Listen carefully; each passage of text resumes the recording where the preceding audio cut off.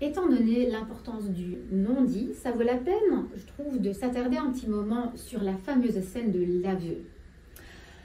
C'est-à-dire, c'est là le moment où la princesse des Clèves, rongée par le remords et consciente du danger que lui posent ses sentiments, décide de se confesser à son mari.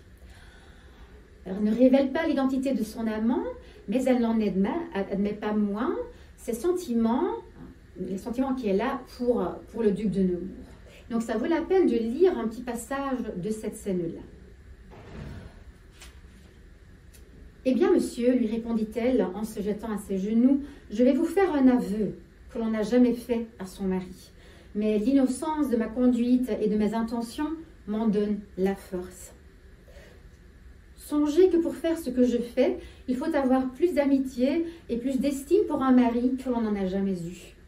Conduisez-moi, ayez pitié de moi et aimez-moi encore, si vous pouvez. » En d'autres termes, c'est pour conserver l'estime de son mari et pour honorer, pour ainsi dire, son amour même au-delà de la mort, que la princesse de Clèves décide d'avouer cet amour.